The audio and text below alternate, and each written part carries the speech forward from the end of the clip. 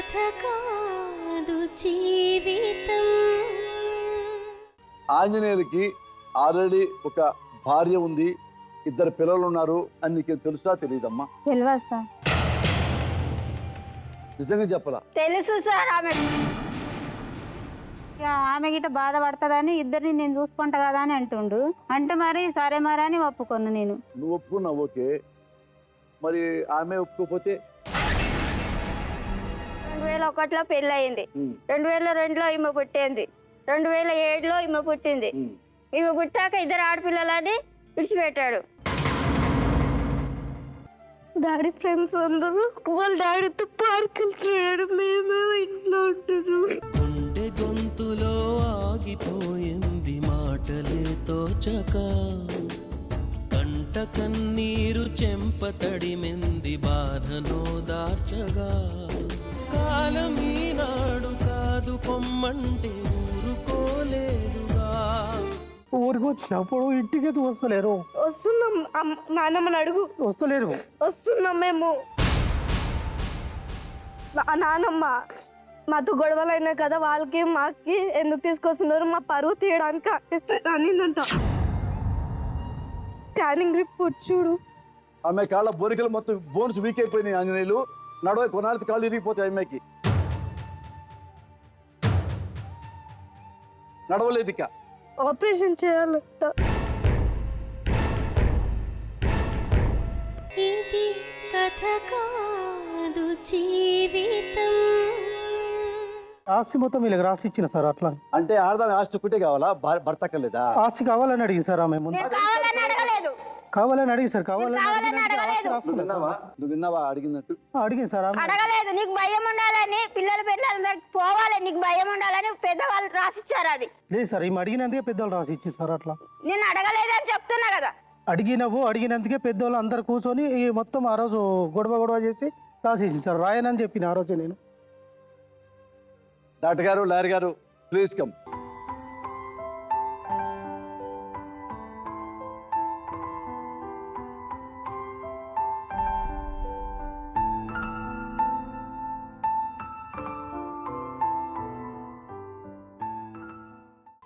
Madam, మీరు నేను మాట్లాడే మొత్తం మీరు విన్నారు కదా డాక్టర్ గారు? మీరు విన్నారు కదా. ఇతను ఆంజనేయులు ఆ అమ్మాయిని పెళ్లి చేసుకోవడానికి ఏ కారణాలు లేవు, గట్టిగా ఏ కారణాలు లేవు. ఇతను కూడా చెప్పలేకపోతారు. పెళ్ళా మంచిదే, బిడ్డల మంచిదే, 3 నెలలు రమ్మంట రాలేదు, పుట్టిన నుంచి ఇక్కడ పల్లెటూరు రమ్మంట రాలేదు. ఈ కారణాలు తప్పితే మేజర్ కారణాలు లేవు అనేది అందలాగానే ఆంజనేయులు కూడా ఇంత పెద్ద మనిషి కూడా తప్పు చేశాడు. 2 ఆడపిల్లలు, రేపమ్మ పెళ్ళిడికి వస్తుంది ఆ అమ్మాయి, ఆ ప్రేమ లేదు. ఇంకో కూతురు కూడా పెద్ద అయిపోతుంది, ఆ గోల లేదు. కూతురు ఏడ్చింది, తను ఏడ్చాడు. ఆ కూతురు ఏడ్చింది, తను కన్నీళ్ళు పెట్టాడు. కన్నీళ్ళు పెట్టి ఏమన్నాడు, అన్ని కన్నీళ్ళు పెట్టి తుడుచుకొని నేను మంచి మాట చెప్తాడు అనుకున్నా. కన్నీళ్ళు తుడుచుకున్నాడు. సార్, నేను ఆమె వెళ్ళిపోతాను. మరి ఎందుకు ఏడ్చాడో తెలియదు. కూర్చొని ఆ కూతురు రిపోర్ట్లు చూశాడు. కూతురు జబ్బని తిప్పాము, ఆ కూతురు ఏడ్చింది, తనే ఏడ్చాడు. అలా నీళ్లు తుడిచిపారేశాడు, అలా వాళ్ళని తుడిచిపారేశాడు. అది ఆ అమ్మాయితో వెళ్ళిపోతానండి. మరి ఎందుకంటే నాకేం తెలిసిందంటే వాళ్ళ అమ్మకి ఆడపిల్ల అంటే పెద్ద ఇష్టం లేదంట. ఇక్కడ 2 మగపిల్లలు అన్నాడు. ఆ ముగ్గటి వెళ్ళిపోయింది. ఇక ఆ అమ్మాయినితో ఉంటానటానికి గట్టి రీజన్ లేదు, ఈ అమ్మాయిని వద్దు అనడానికి బ్యాడ్ రీజన్ లేదు. ఇద్దరు పరిస్థితి ఏంటంటే ఇద్దరు చూసుకుంటాను కదా సార్ అని అంటాడు. అంటే ఇద్దరు, ఒక మొగుడికి 2 పెళ్ళాలు ఉండొచ్చు అని ఇక్కడ మనం చెప్పామంటే ఏమన్నా విలువ కానీ, ఏమన్నా గౌరవం, ఏమన్నా పద్ధతి ఉందా సార్? నేను అడిగా, ఏం నేర్పుతున్నావు ఆంజనేయులు నీ కూతురికి? నువ్వు నీ మాట నీ కూతురు వింది, రేపు నీ కూతురికి పోయి నాకు 2 మొగుళ్ళు కావాలంటది, ఏం చేస్తావు? ఆన్సర్ లేదు. మరి ఏం చేయాలి సార్? ఆస్తి కూడా ఇచ్చేసాక అన్నాడు. ఆస్తి కాదు కదా కావాల్సింది, ఆస్తి ఒకటే కావాలి, అది కావాలి, అది కూడా భర్తగా ఉండాలి కదా. ఇది సార్ జరిగింది. సార్ చాలా కరెక్ట్గా చెప్పారు సార్. ఇందాక మీరు బిగినింగ్లో పిల్లల్ని కనటం అనేటటువంటి దాంట్లో జనాభాని పెంచడం అనేటటువంటి అంశంలో దేశం ఏ విధంగా వెనకబడుతుంది అనేటటువంటి ఆలోచన శైలిలోనే ఇంకోటి కూడా ఇందాక మీరు అన్నట్టుగా ఏంటంటే, ఇక్కడ ఎంత కాదనుకున్నా కూడా ఆంజనేయులు గారు, మీరు ఒప్పుకోకపోయినా కనిపించినటువంటి ఇంకో మనిషి మీ తల్లి ఇక్కడ లేకపోయినా ఒక అంశం అయితే కనుక మాకు క్లియర్ కట్గా కనిపిస్తుంది. అదేంటంటే ఆడపిల్లల మీద ఉండేటటువంటి వివక్షత, మగపిల్లల వైపు ఉండేటటువంటి పక్షపాతం అయితే మాత్రం ఇక్కడ క్లియర్గా ఒక మేజర్ రోల్ అయితే అయ్యింది అన్నది మాత్రం చెప్పుకోవచ్చు. అంటే ఆడపిల్లలు పుట్టినంత కాలం భార్య కాదు, తల్లిగా తనని మనం పరిగణలోకి తీసుకో, తను ఒక మనిషిగానే మనం పరిగణలోకి తీసుకో. మగపిల్లలు కనేటటువంటి ఒక స్త్రీ ఉంది అంటే కనుక ఆవిడ ఈ దారిలో వచ్చినా, అడ్డదారిలో వచ్చినా, ఇంకో దారిలో వచ్చినా కూడా ఆవిడ మాత్రం దేవత అవుతుంది. నెత్తిమే పెట్టుకుని మనం పూజ చేస్తూ ఉంటాం. ఈరోజు మనకు కనిపించినటువంటిది అదే. అంటే ఇందాక మీ పెద్దమ్మ ఏడుస్తుంటే మీ వెనకట్ల పీసీఆర్లో కూర్చొని అందరూ చలించిపోయారు. అంటే ఒక ఆడపిల్ల 8 సంవత్సరాల పాటు తండ్రి లేకపోయినా కూడా మీ ఇద్దరి మధ్యన ఒక విధమైనటువంటి ఇమోషనల్ బాండింగ్ అనేటటువంటిది లేదు. అంటే రోజు పలకరిస్తూ, కలుస్తూ, వస్తూ పోతూ ఉంటే కనుక ఒక ఆడపిల్లకి, పిల్లలు అనేటటువంటి వాళ్ళకి ఒక ఇమోషనల్ బాండింగ్ అన్నది ఏర్పడుతుంది. అంటే తండ్రి అంటే ఒక మమకారం, ఒక ఇది ప్రేమ, ఆప్యాయత ఇలాంటివి ఉంటాయి. అన్ని లేకపోయినా కూడా ఈరోజు ఆ పాప అంత కంటతడి పడుతుంది అంటే కనుక ఈరోజు ఆ అమ్మాయి పెద్ద మనిషి అయిన తర్వాత తనకు అర్థమైంది ఏంటంటే నేను జీవితంలో ఏం పోగొట్టుకున్నాను అన్నటువంటి దానికి పరమార్థమే ఈరోజు ఆ అమ్మాయి కంటతడి. కారే కన్నీరే వరదై పొంగిపోతుంటే దీనంగా నువ్వు చూస్తున్నావా? మసకబారిన కళ్ళు నీకై వెతికిన ముద్దు ముచ్చటలు తీరిపోయేనా? ఆ కంటతడి బహుశా ఎంత పెద్ద కొండలనన్నా కరిగిస్తుంది కానీ మీ మనసును కరిగించలేకపోయింది. అది బాధగా ఉంది మాకు. అంటే మీరు ఏడిచారు, కానీ ఏడుపు ఏ దిశగా తీసుకెళ్ళాలి అంటే కనుక ఆ అమ్మాయి కంటతడికి రేపొద్దున అదే విధంగా తను ఏడవకుండా ఉండేటటువంటి దానికి పరిష్కార మార్గం మీరు చూపెట్టేటటువంటి విధంగా ఆ కంటతడి ఉపయోగపడాలి. కానీ ఏదో ఆ అమ్మాయి ఏడ్చింది కాబట్టి నేను ఏడ్చాను అనేటటువంటి అంశం కాదు. ఈరోజు భీమమ్మ కరెక్టే మీరు అన్నట్టుగా ఏంటంటే ఈ అమ్మాయి 8 సంవత్సరాల పాటు ఏదైతే ఈ గ్యాప్ మీ ఇద్దరి మధ్యన వచ్చిందో, 8-9 సంవత్సరాల పాటు గ్యాప్ మీరిద్దరు దూరం అవటంలో ఆమె మీద ప్రభావం కంటే బహుశా మీ పిల్లల మీద, ఎస్పెషల్లీ ఇద్దరు ఆడపిల్లలు అవటం వల్ల వాళ్ళ మీద నేను మాటల్లోని చెప్పలేనటువంటి ఒక మానసిక పరమైనటువంటి ఒక ప్రభావం పడింది, పడుతూనే ఉంటుంది, రానున్న రోజుల్లో ఇంకా భయంకరంగా ఉంటుంది అనేటటువంటిది నేను చెప్పదలుచుకున్నా. మీ అత్తగారికి ఆడపిల్లలు అంటే నచ్చట్లేదు కాబట్టి ఆ అంశంతో మిమ్మల్ని ఇబ్బంది పెట్టి బాధ పెట్టినా కూడా ఈ నరకం కంటే ఆ నరకం మంచిదేమో అని నాకు ఈరోజు అనిపిస్తుంది. లేదు సార్, అత్తగారి దగ్గర ఈ పెళ్ళి అయిన తర్వాత గిట్ట లేం సార్ అక్కడ. ఆ అమ్మాయి ఆలోచన శైలిలో ఉండేటటువంటి లోపాన్ని నేను చెప్తున్నాను. అంటే ఏది సమస్య కింద చూడొచ్చు, ఏది సమస్య కింద చూడని అవసరం లేదు, ఏది భరించవచ్చు, భరించక్కర్లేదు. చెప్పండి. అత్తగారి దగ్గర పెళ్ళి అయిన తర్వాత ఏ ఒక్క నెల గిట్లా పూర్తిగా ఉండలేదు. ఏదో పోయి చుట్టం లాగా పోయి వచ్చేసినాం అంతే. నువ్వు ఎప్పుడున్నావు? నువ్వు ఉంటే నేను ఉంటుంటే, నువ్వు ఉండలేదు కాబట్టి నీ దగ్గర ఉన్నప్పుడు గిట్లా పోలేదు, ఉండలేదు. మాట్లాడదాంలేండి. ఇప్పుడు అత్తగారు లేకపోవటం అన్నటువంటి అంశం గురించి నేను మాట్లాడలేదు. భర్త ఎక్కడ ఉంటే కనుక భార్య ఎక్కడ ఉండాలి అనేటటువంటి దాని గురించి. మగ పిల్లలైనా పర్వాలేదు, ఆడపిల్లలైనా పర్వాలేదు సార్. ఆమెది ఏం లేదు సార్, ఆమె ముందుకు వచ్చేసింది అనవసరం. ఏదైనా ఆంజనేయులు గారు ఒకటి, ఈ రోజు ఆ అమ్మాయి చేసినటువంటి తప్పేంటో తెలుసా? ఏదైతే ఈ రోజు బల్ల గుద్ది ఇక్కడ నా భర్త నాకు కావాలి అనేటటువంటి అంశం మీద బలం పెట్టి గట్టిగా గుద్ది మాట్లాడుతుందో ఈ రోజు మాట్లాడుతుంది, కానీ ఆవిడ అది బాగా లేట్ అయ్యిందేమో అనిపిస్తుంది. అదే సార్, ఇంతకుముందు మాట్లాడలేదు, ఇంత గట్టిగా ఈ రోజే మాట్లాడుతున్నారు. గట్టిగా మాట్లాడలేదు కాబట్టి మగాళ్ళు వేరే పెళ్లి చేసుకోవడం కూడా డాడీ మాట్లాడేసింది సార్. కాదు, గట్టిగా మాట్లాడలేదు, వాళ్ళ మమ్మీ డాడీ ఇది కావాలి, ఇది తీసుకోవాలి, మేము అంతే పెద్ద మనుషులకు అదే అడిగి అదే తీసుకున్నాం. ఈ రోజు మేము గట్టిగా ఈ రోజు మాట్లాడుతున్నాం. అమ్మ అతను తప్పు చేసిన ఆ విధంగా మాట్లాడుతున్నాడంటే దాని వెనకాల సైకలాజికల్ గేమ్ ఏంటో తెలుసా? అంటే ప్రశ్నించవలసిన సమయంలో, గట్టిగా అడగవలసినటువంటి సమయంలో నువ్వు నోరు మూసుకుని కూర్చున్నావు. అతను వెళ్ళిపోయినప్పుడల్లా వెళ్ళిపోయాడు కదా అని చెప్పి నువ్వు గమ్మును ఊరుకున్నావు. అర్థమైందా? నీ మటుకు నువ్వు ఏం చూసుకున్నావు అంటే కనుక పిల్లల్ని కాపాడుకుందాం, కష్టం చేసుకుందాం, పాచి పని చేసుకుందాం అనేటటువంటి అంశాన్ని చేసి 100% నువ్వు కష్టపడి ఆ పిల్లలిద్దరిని పెంచి పెద్ద చేసావు. కానీ అక్కడ ఉండేటటువంటి లోపం ఏంటంటే ఇతన్ని ప్రశ్నించకపోవటం వల్ల అప్పుడు అడగలేదు కాబట్టి నేను ఈ రోజు ఇలా తయారైనండి, 13 సంవత్సరాల పాటు ఆ రిలేషన్షిప్ పెట్టుకున్నాను, ఇప్పుడు అమ్మాయిని నేను వదలలేకపోతున్నాను అని చెప్పి తప్పు చేసిన అతను సార్. నాకు ఆమె ఏం చెప్పిందంటే, 2 ఆడపిల్లలు ఉన్నారు, తర్వాత ఎప్పుడైనా ప్రాబ్లం వస్తే నాకు నీకు 2 ప్రాబ్లం అవుతుంది, పోయి వెళ్ళేసి చూసుకో, పోయేసి నీ దగ్గర 100 ఉంటే 100, 500 పోయి ఇవి ఎంత ఉంటే అంత ఇచ్చేసి చూసుకొని వచ్చేసి మళ్ళీ నేను వద్దాను ఆనే ఉండు, అవసరమైతే 2-3 రోజులు, వారం పాటు, నెల పాటు. అంటే రెండో పెళ్ళం సలహా ఇస్తే మనోడు వచ్చి ఫస్ట్ పెళ్ళం అది అతను మాట్లాడేగా రెండో పెళ్ళం చెప్తే ఫస్ట్ పెళ్ళం చూద్దాం. తర్వాత ఇలాంటి ప్రాబ్లాలు వస్తే పరిశ్రమ చెప్పిందంటే నిన్ను ఒకటి ఆంజనేయులు గారు, మీకు చాలా అదృష్టం కలిసి వచ్చిందేమో ఇంతకాలం మిమ్మల్ని సరిగ్గా సరైనటువంటి పద్ధతిలో మిమ్మల్ని ఎవరు పనిష్ చేయలేదు, మీకు పనిష్మెంట్ రాలేదు ఇప్పటికొచ్చి. కాబట్టి ఈరోజు ఆవిడ చెప్తే చేస్తాను, పాప ఫోన్ చేస్తే పెద్ద మనిషి అయిందని వెళ్తాను, ఆ అమ్మాయి ఫోన్ చేసి చెప్తే కాళ్ళు ఎలా ఉన్నాయో చూస్తాను అనేటటువంటి అంశం ఈరోజు అక్కడ ధైర్యంగా కూర్చుని మాట్లాడుతున్నారు కదా. మీకు గడ్డి పెట్టవలసిన సమయంలో ఎవరు గడ్డి పెట్టకపోవటం వల్ల ఈరోజు మీరు అంత ధైర్యంగా మాట్లాడుతున్నారు. అంటే ఇప్పుడు వరకు మీకు తెలిసి రాలేదు, ఇప్పుడు తెలుసుకోండి. ఎందుకంటే ఇందాక నుంచి మీరు ఒక పదం వాడుతున్నారు, నాకు చాలా కోపంగా ఉంది. నాకేం అర్థం కావట్లేదు సార్, మీరు చెప్పండి అని. ఏమిటండి ఇంతమంది జీవితాలు నాశనం అయిపోతున్న తర్వాత కూడా మీకు అర్థం కాకపోవటం ఏంటండి? ఇక్కడ జీవితాలు నాశనం అయిపోతున్నాయి, మీరు కంటతడి పెడుతున్నారు, కానీ ఆ కంటతడి అనేది సరిపోదు. ఈరోజు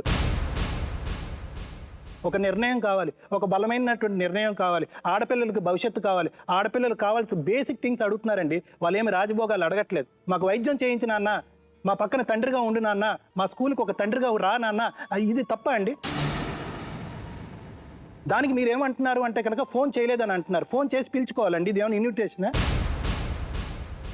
ఫోన్ చేయలేదు కాదు, రెండో పిల్లలు చెప్పలేదేమో. చెప్పలేదు.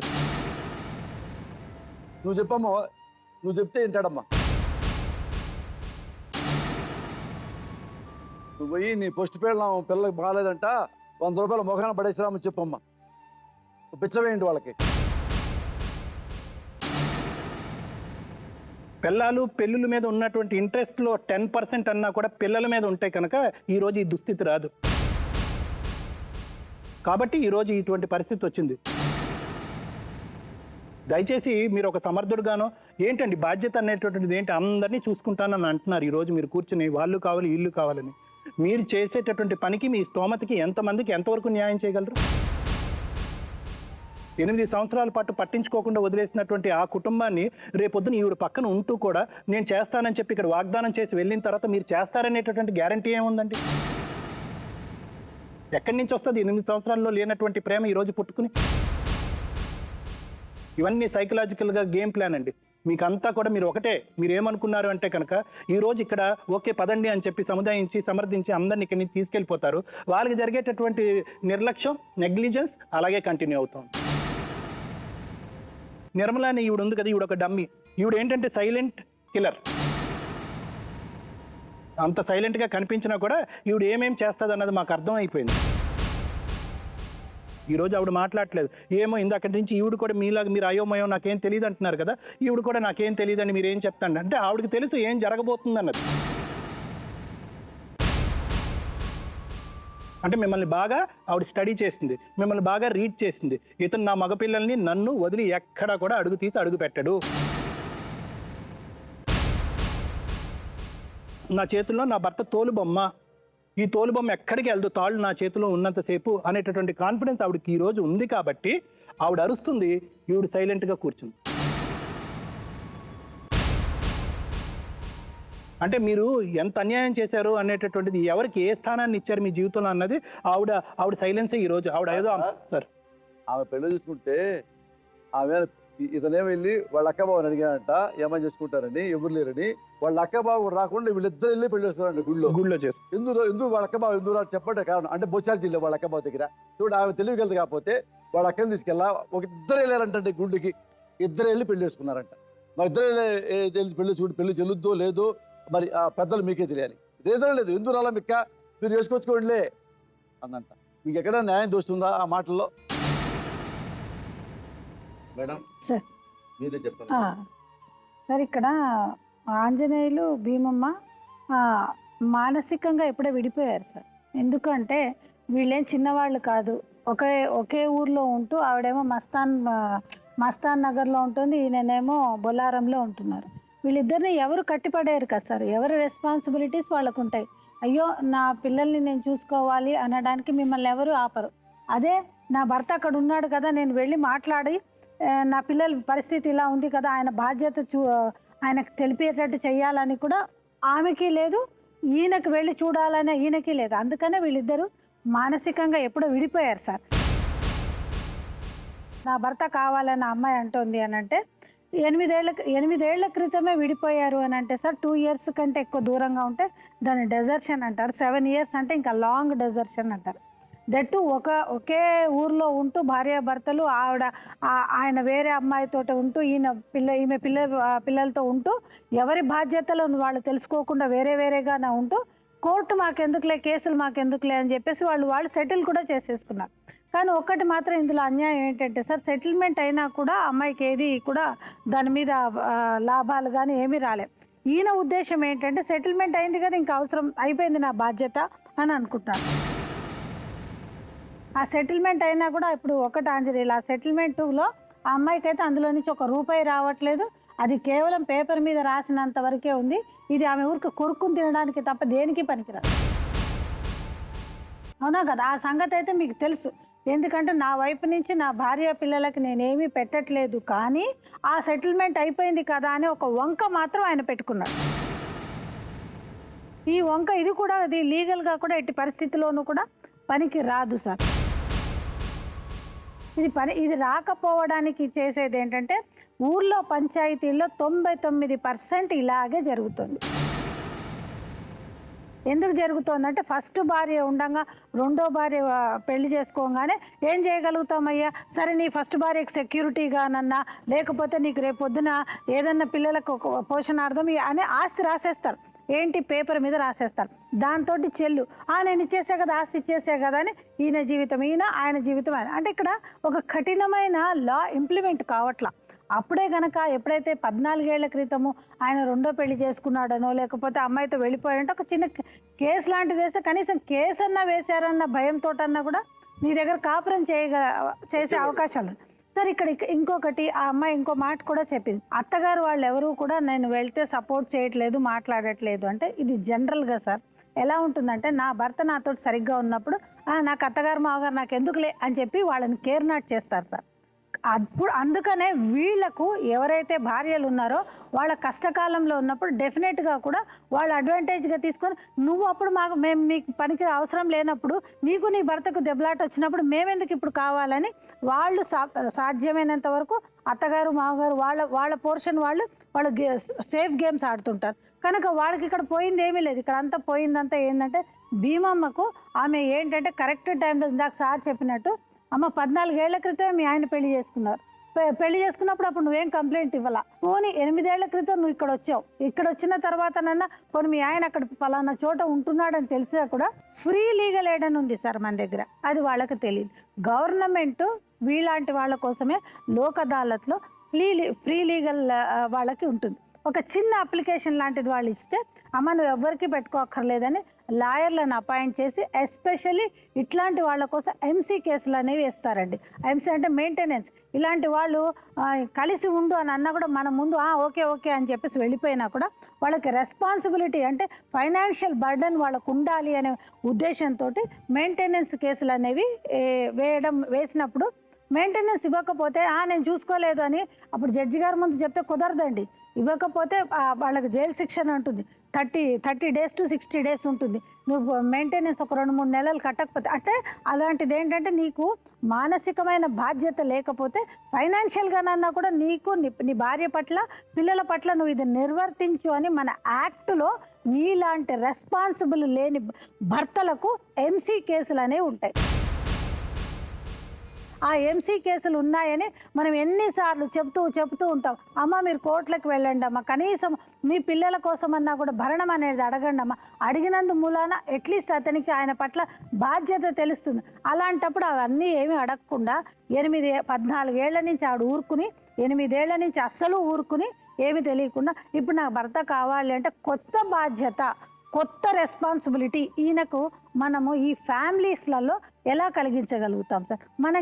మనము డబ్బు ఇవ్వు అని అంటాం, కానీ మన చేతిలో అంత స్ట్రిక్ట్ యాక్షన్ తీసుకునే మనకి అధికారం లేదు. నువ్వు ఇవ్వకపోతే జైలుకి వెళ్తావు అనే అధికారం మనం ఎలా చెప్పగలుగుతాం? కేవలం కోర్టులకు. ఇప్పుడు ఎట్లా ఈ భార్య ఆ భార్యకి 2 బిడ్డల పరిస్థితి ఏంటి ఇప్పుడు? సార్ ఇప్పుడు వాళ్ళు ఏంటంటే సార్ 8 years నుంచి వాళ్ళు సపరేట్గానే ఉన్నారు. మరి ఈయన పోషించే బాధ్యత ఉంది కనుక కనీసం నువ్వు ఆ పిల్లల పట్ల పోషణార్థం నెలకింత అంత ఇచ్చి ఆ పిల్లల రెస్పాన్సిబిలిటీస్ ఇక్కడి నుంచి అయినా కూడా అమ్మాయి అడిగిన దానికి నీకు సమాధానం లేదు కదా, స్కూల్కి ఎందుకు రాలేదు నాన్న, నాకు ఒంట్లో బాగాలేకపోతే ఎందుకు, అవి నీకు ఏ కోర్టు చెప్పక్కర్లేదు, ఏ పెద్దవాళ్ళు చెప్పక్కర్లేదు. కనీసం ఇప్పుడు నీకు తెలిసినట్టయితే ఇప్పటి నుంచి అయినా కూడా అలాంటి మార్పు అనేది ఆయన చేసుకోగలిగితే కొంతలో కొంత మనం, కానీ మరి సెక్షన్ 498 494 ఉన్నాయి కదా, మీరు ఎందుకు అడ్వైజ్ ఇవ్వట్లేదు అని చెప్పి మనల్ని అనొచ్చండి. ఇప్పటికీ కూడా అమ్మ నీకు రైట్ ఉందమ్మా, ఎందుకంటే నిన్ను వదిలిపెట్టేసి వెళ్ళిపోయినందుకు ఆ 2 సెక్షన్స్ నువ్వు వేసుకోవచ్చు. వేసుకున్నందు మూలాన నీకేమి రేపొద్దున వస్తుంది అని చెప్పడానికి అలా ఎందుకు లాక్కోవటం అంతే. కాదని నేను ఇప్పుడు డాక్టర్ గారు వచ్చారు, లాయర్ గారు, పెద్ద లాయర్ గారు వచ్చారు. ఇప్పుడు నువ్వు నీ మనసులో ఉంది, నువ్వేం చేయాలనుకున్నావు చెప్పండి సార్, మీరు చెప్పాలి. నాకు తెలియకనే ఇక్కడ దాకా వచ్చినామా సార్. కాదు నాన్న, నువ్వు మంచి మనసు చేసుకుంటే నువ్వు గొప్ప దేవుడు అవుతావు, ఒక కుటుంబాన్ని కాపాడమంట అవుతావు. నువ్వు మంచి మనసు చేసుకోవాలి. ఇప్పుడు నువ్వు ఉన్నావు, వెనుదనుగా ఉంటావా, వెన్ను పొడుతూ ఉంటావా, నీ చేతుల్లో ఉంది. మా గురించి గబక్క నిర్ణయం తీసుకోకల్లా, 10 లక్షల మంది చూస్తున్నారు, మొగవాడపడి నిర్ణయం తీసుకోకల్లా. నీ మనసులో ఏముందో అదే చెబితే ఆంజనేయులు ఇది కాదులే ఇది చెప్పడానికి ఉంటుంది నాన్న. ఎవ్వరికి అన్యాయం జరగకుండా ఉండాలని మేము ఈ డాష్ పెట్టుకున్నాం నాన్న. నీ మనసులో నీకు తప్పప్పుడు కూడా మేము అడగట్లా. ఇప్పుడు ఏం చేస్తే మంచి జరుగుతుంది నువ్వు అనుకుంటున్నావు? ఇప్పుడు నెల వచ్చి చూసిపోతారు సార్. ఇటు చూసిపోవడమేనా? మీరు చూసి చెప్పారు కదా సార్, మీరు అదే నువ్వు ఇద్దరితో ఉంటానంటావు, ఆ భార్య ఈ భార్యతో, అంతే లెక్క. అలా వీలు కాదుగా నాన్న. నువ్వు చెప్పు, ఈ భార్య దగ్గరే ఉండి ఆడకెళ్ళి ఆ పిల్లలకి అన్నందుకు మెయింటెన్స్ ఇస్తావా? అది కరెక్టా? అక్కడ ఉండి ఇది కరెక్టా? నువ్వు క్వశ్చన్ వేసుకో. అక్కడ ఉంటుంది సార్. అక్కడ ఇద్దరు కొడుకులు బిడ్డలు అని తేడా ఏం లేదు సార్. మరి ఆడే ఎందుకు ఉంటానంటున్నావు? లాజిక్ కావాలి నాన్న. అక్కడే ఉంటానంటానికి కారణం ఆయన భయపెట్టిందా నిన్ను? వాళ్ళు ఏం లేదు సార్. అంటే కేవలం మగపిల్లడు, ఈ అమ్మాయి కంటే బాగున్న భార్య. ఏమ్మా అక్కడ ఉంటానంట, నెలకు ఒకసారి వస్తానంట. ఇలా ఒకసారి ఏం లేదు సార్, డైలీ వచ్చి చూస్తూ ఉంటా సార్. చెప్పంటావు మాట, ఇదిగో నీ భార్య ఇక్కడే ఉండు, నువ్వు రోజులు చూసిరా. లివింగ్ రిలేషన్, నీ భార్య కదా ఆమె. లివింగ్ రిలేషను బిడ్డలు కన్నా కాబట్టి, బిడ్డల కంటే న్యాయస్థానం ఏమంటదు, న్యాయస్థానం కూడా బిడ్డలకి అన్నావు కాబట్టి బిడ్డలు చూడటానికి నువ్వు వెళ్ళొచ్చు, డైలీ వెళ్ళి చూడొచ్చు. ఇంతకుముందు ఇలా చెప్పినా సార్ నేను. ఎప్పుడు చెప్పు? ఇంతకుముందు ఇలా చెప్తే అట్లా వద్దు, అక్కనే పో అని చెప్పినారు. అట్లా అయితే నాకు వద్దు, అటే వెళ్ళిపో అని చెప్పి. కాదు నాన్న, ఆ అమ్మాయికి దీని తీవ్రత తెలియదు కాబట్టి, నువ్వు ఇంత గొప్పడు అని తెలియదు కాబట్టి నువ్వేదో మాట వింటావులే, బావవు కదా, బంధువు కదా అని ఉంటుంది. అటోకే నీకు అట్లా అనుకున్నాను సార్. ఇక్కడ ఉండి అప్పుడప్పుడు చూసి రావచ్చు, పోయి అంతేగా. కాదు అటు వెళ్ళకూడదు, వెళ్తే ఇప్పుడు కూడా ఒప్పుకో. నువ్వు ఒప్పుకోను సార్. ఇప్పుడు నువ్వు నీకేం కావాలి చెప్పు. అయితే నీకేం మీ కావాలి? ఇష్టం సార్, మీరు ఏం చేసినా. ఇట్లా ఆమె ఒప్పుకోట్లా, అర్థమైందా? నీ భార్య ఒప్పుకోట్లా అంటే ఈ భార్య కాదు, ఏ భార్య ఒప్పుకో. ఏ భార్య ఆస్తులు పంచుకుంటుంది, నేను కారు ఉంటే పంచుకుంటుంది, తిండుంటే పంచుకుంటుంది, మొగుడిని పంచుకోదు.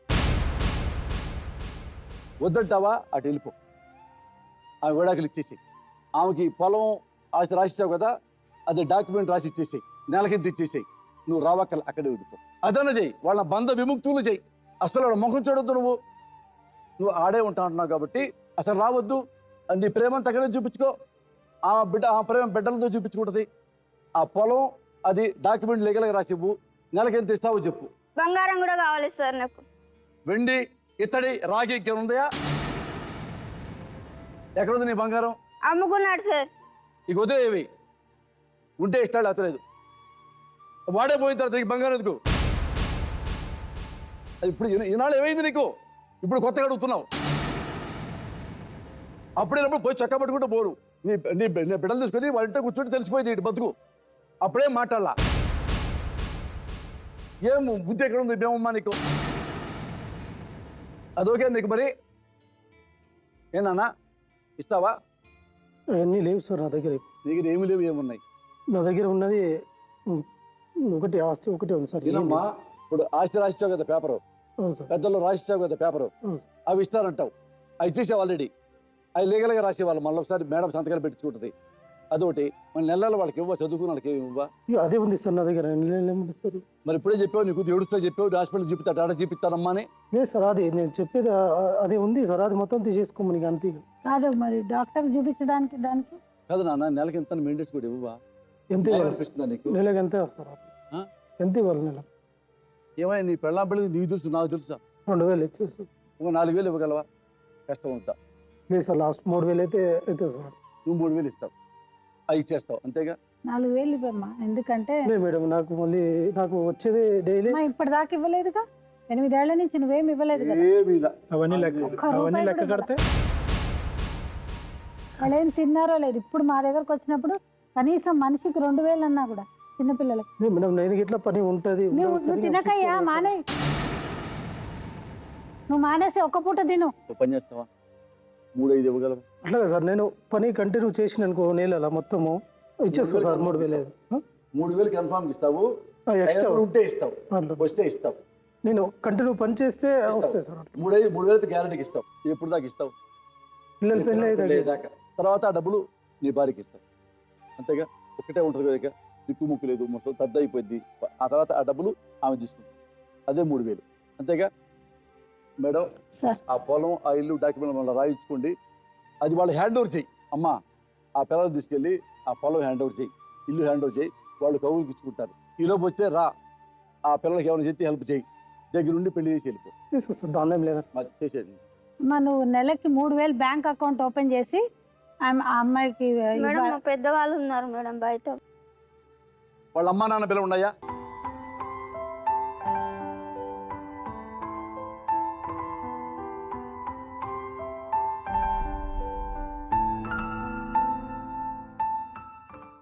అమ్మా, ఆంజనేయులు మీ అమ్మాయిని వదిలిపెట్టి 8 సంవత్సరాలు అవును కదా? 8 ఏళ్ళు రాలా. 8 ఏళ్ళు రాకపోతే ఏమవుతుందంటే కోర్టుకు వెళ్ళినా కానీ ఆటోమేటిక్గా వాళ్ళు విడిపోయినట్టే లెక్క. ఇక్కడే హైదరాబాద్లో ఉంటున్నాడు. నేను 8 ఏళ్ళు ఇక్కడే బొలారాంలో ఉంటే మీ ఇద్దరు వెళ్ళి ఎప్పుడైనా అడిగారు ఆంజనేయులు ఎందుకు ఇలా చేసావురా అని అడిగారా? అడగలేదు సార్. ఎందుకు అడగల? ఆయన వస్తా, పిల్ల పెద్ద మంచి అయింది, ఆ రోజు వచ్చిండు, వచ్చి 9 నెలలకు వస్తాను నేను అని చెప్పిపోయిండు. మరి ఇక్కడే ఉన్నాడు కదా నీ కూతురు మోసం చేసి. ఉన్నాడు. మీ ఇద్దరు వెళ్ళి బొలారం వెళ్ళి చొక్కా పట్టుకున్నారు ఎప్పుడన్నా? మాకు తెలియదు సార్, అడ్రస్ తెలియదు మాకు. ఇంకా ఎవరు ఎంక ముందు లేరు మాకు, ఆ మగ పిల్లలు లేరు. ఇద్దరు ఆయన పానం బాగాలేదు, నేను ఒక్కదాన్ని. నేను మాట అడిగా, ఏమయ్యా మరి నీకు భార్య 2 బిడ్డలు ఉన్నారు, మరి ఈ అమ్మాయిని చూసుకున్నావు, 2 బిడ్డలు కన్నావు, మరి ఏం చేస్తావు అని అడిగా. మళ్ళీ ఏమంటున్నారు సార్? ఆమెతో ఉంటాను నేను, ఏమైతాని ఈ అమ్మాయితో. మళ్ళీ ఈ పిల్లలకి ఏం చేయాలి? మరి పిల్లలకి ఏం చేస్తావు అని అడిగా. మీరు చెప్పండి అన్నాడు. నేనేమంటే అంతకుముందు ఆ పొలం ఇల్లు పెట్టాడు, నెలకి వాళ్ళకి 3,000 చొప్పున ఇస్తా అన్నాడు. వాళ్ళు ఆ భార్య బతుకున్నంత వరకు నెలకి 3,000 ఇస్తున్నాడు. ఇది మేము ఒప్పించాం. సార్, తల్లి తండ్రి ఇవ్వరు. ఆ పిల్లలు ఇద్దరు, నా పిల్లల్ని నేను తీసుకొని సాకుంటా. 2 పిల్లలను ఆయన ఎమర్దోలి, ఆయన పుట్టించి పోయిండు, వాళ్ళు ఎమర్దోలి, నాకు అవసరం లేదు. ఏమయ్యా, నువ్వు వెళ్ళి ఇప్పుడు రాసేసి ఆ పొలం ఇల్లు వాళ్ళకి హ్యాండ్ ఓవర్ చేయి. వాళ్ళ ఇష్టం ఏమేమి చేసుకుంటారు, ఆ పిల్లలు పెళ్లి చేసుకుంటారు, సస్తారో నీకు వద్దు, వాళ్ళు హ్యాండ్ ఓవర్ చేయి. నెలకి 3,000 ఇదారు చూసుకోపో. సార్ నేను ఒక మాట అడుగుతాను. చెప్పు. వీళ్ళ అమ్మ నాన్న కూడా వచ్చారు, వీళ్ళ అమ్మ నాన్నతో కూడా ఒక మాట నాకు చెప్పమనండి. వాళ్ళ అమ్మ నాన్న పిలవండి. సంతకం పెట్టారు, ఇప్పుడు ఇచ్చేస్తారు. కానీ అమ్మడం అంటే ఇప్పుడు కుదరదు. పెళ్లికి అమ్మి పెళ్లి చేస్తారు. అదయ్యా, నువ్వు పెళ్ళాపిడ వదిలేస్తా నీకే సంబంధం.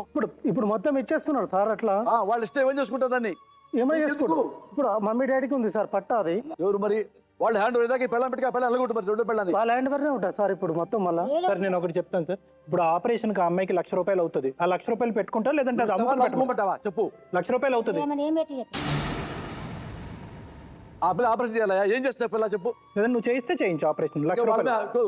ఇప్పుడు మిమ్మల్ని హక్కే ఉంది, వాళ్ళు వదిలేసావు, పెళ్ళాం వద్దు, బిడ్డలు తీసుకెళ్ళామన్నావు, ఆ ఆపరేషన్ చెప్పుకోవాలి. ఎవడుతాడు కాలికి? నీకంటే 2 పెళ్ళాం ఉంది, నీ పెళ్ళాకి 2 మొగుడు ఉన్నాడా? చేపించేవాడు. మిమ్మమ్మ 2 పెళ్ళాం దగ్గరికి వెళ్ళినప్పుడు తెలీదు. ఇప్పుడు గుడిచెల్లో మిమ్మల్ని చెప్పుకున్నా వాళ్ళ పక్కలో దుర్మార్గంగా మాట్లాడతావు. ఇంకా దుర్మార్గంగా రేపు ఆమెకి ఆపరేషన్ కాదు ఉడుతాడా అది డబ్బులు? నువ్వు చెప్పి ఎవరు ఇస్తారు చెప్పు. మిమ్మల్ని ఇస్తారా? సంతకం పెట్టమను. నువ్వు ఇస్తావా? సంతకం పెట్టు. నువ్వేమో ఆ పొలం అమ్ముకొని వాళ్ళు బతకాలిగా. నువ్వు వాళ్ళు వదిలేసినప్పుడు వాళ్ళకి ఇచ్చే వాళ్ళ బతకని సంతోషంగా ఉంటారు.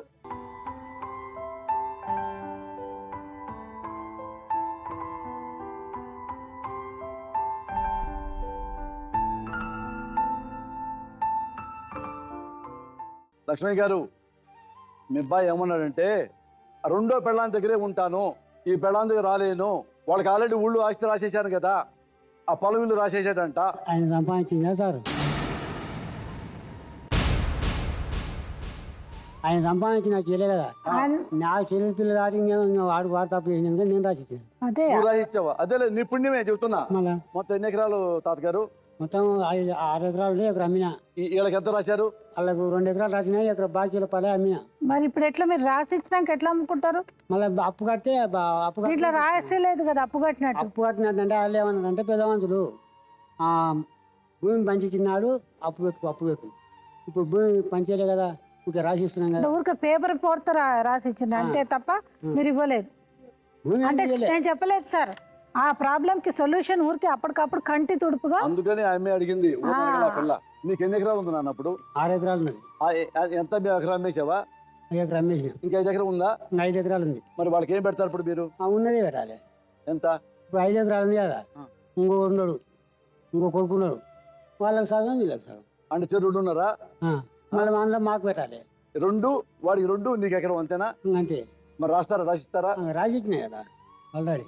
కానీ మీరు 2 అమ్మేసాను అంటున్నారు కదా. ఇప్పుడు అమ్మినా, రాసిచ్చినాక అమ్మినా. ఇప్పుడు తక్కువ వస్తుంది భూమి సార్ ఇక్కడ. కాదన్నా, ఇందులో మీరు సర్వే నెంబర్తో ఇచ్చారు కదా, ఇది అమ్ముకోలేదుగా.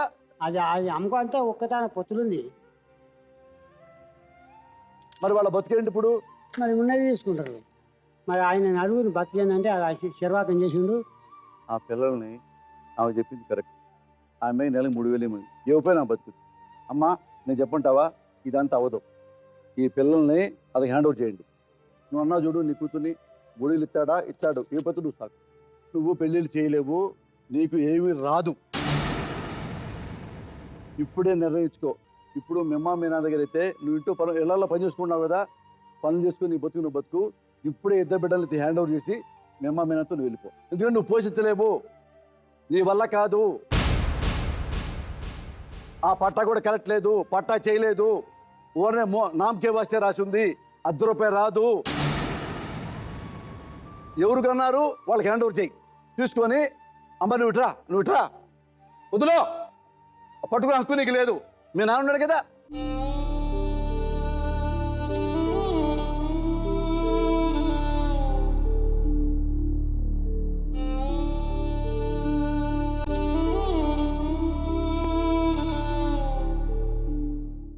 ఎందుకు మిమ్మల్ని చంపుతారు? మిమ్మల్ని జబ్బు ఉంది, ఎన్నాళ్ళు చంపుతారు మిమ్మల్ని? మీ ఇద్దరు, మీ నాన్న హెల్ప్ చేయడా? మీ నాన్న చూస్తా అన్నాడు, బాగుంటా అన్నాడు.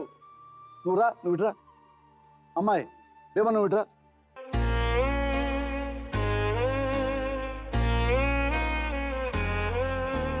నీ సెలవడిగి నీ కదిలెడుతున్నా, నా కలలన్నీ నీతో వదిలెడుతున్నా. ఈ రోజు నుంచి ఇదిగో ఈ బిడ్డలు నీ బిడ్డలు, ఆమె నీ భార్య బిడ్డలు. ఏమో నీకు అడ్డం రాదు. నువ్వు 3,000 ఇచ్చే ఇపో, నీ ఇష్టం. ఇక చూసుకో అమ్మా, మీ ముగ్గురు మీరు వెళ్ళిపోండి. చెరిగింది దీపం, కరిగింది రూపం, అమ్మా నాపై ఏమంత కోపం, కొండంత శోకం, నేనున్న లోకం, నన్నే చూస్తూ నవ్వింది శూన్యం, నాకే ఎందుకు శాపం, జన్మల గతమే చేసిన పాపం. నాన్న చేపట్టు, డాడీ చేపట్టుకో, అమ్మా నువ్వు డాడీ చేపట్టుకో. నాన్న నువ్వు డాడీ చేపట్టుకో, నేను డాడీ బాగా చూసుకుంటాడు. ఇక ఉన్నానుకోమ్మా, మీకేం రాదు నాన్న, అన్నం కూడా మేము పెట్టలేదు, ఎలా బతుకుతారు చెప్పండి? ఇది కష్టమే నిజంగా. అమ్మ చూడ ఇన్నాళ్ళు డాడీని చూడలేదుగా. ఏమ్మా ఇన్నాళ్ళు డాడీని చూసారా? ఇక్కడ ఉందాం.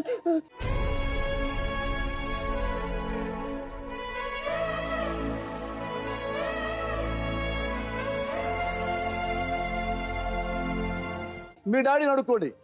మీ డాడీ ఎక్కడ ఉంటే అక్కడ ఉన్నామా? మీ అన్నాళ్ళు డాడీ లేదు మమ్మీ దగ్గర ఉంటావా? నా దగ్గర ఉంటావా? కదా, ఇప్పుడు డాడీతో ఉన్నామా? నా దగ్గర ఉంటావా? నా దగ్గర ఉంటావా? మమ్మీ దగ్గర ఉంటా. మమ్మీ దగ్గర ఉంటా. మీ నాన్న దగ్గర ఉండి. మెమ్మ జబ్బు ఉంది, మెమ్మ పోషించలేదు. ఆమె జబ్బు ఉందయ్యా. నీకు నచ్చిన భార్య దొరికింది కదా, నీకు నచ్చిన భార్య దొరికింది. ఆ భార్యను వదలనన్నావు, ఈ బిడ్డలు వస్తానంటే ఒక రూమ్లో ఉండనా నువ్వు, నీ బిడ్డలు నీకు హ్యాండ్ ఓవర్ చేసాం. అమ్మా మేడం రండి. సార్ మళ్ళీ ఇప్పుడు అమ్మితే మాత్రం రేపు పెళ్లిళ్ళకి ఇట్లా వద్దమ్మా, ఇప్పుడు నీ అయిపోయింది. ఇష్టం నాన్న. అతను ఆ బిడ్డలను కన్నాడమ్మా, ఆ బిడ్డకి అప్పు చెప్పి వెళ్ళిపోతాం. మరి అతను ఏం చేస్తాం, అతను ఆ పెళ్ళాం కావాలంటున్నాడమ్మా. ఆమె ఏముంది, ఇద్దరు పెళ్ళ రెండు పెళ్ళాంగా నేను ఉండలేనుంది, ఉండరు కదా, అందుకని వెళ్ళిపోయింది. ఆ బిడ్డను హ్యాండ్ ఓవర్ చేసాం. బిడ్డలు నేను చూసుకుంటాను, నా బిడ్డలు అన్నాడు. చూసుకోమను, ఇంకా మనకెందుకు బాధ. అతనికి ఆమె కావాలా, మీ కొడుక్కి రెండో పెళ్ళాం కావాలా, మరి మనం ఏం చేయగలం. తప్పు దిద్దుకో అని చెబుతాం. నేను దిద్దుకోలేను సార్, ఆ భార్య బిడ్డలతో ఉంటాను, వీళ్ళకి ఇంత ఇస్తా అన్నాడు. ఇక ఆయన చూసుకుంటాడు. ఇక ఆయన ఇష్టం నాన్న, రండి వెళ్ళిపోయి వాళ్ళ మాట.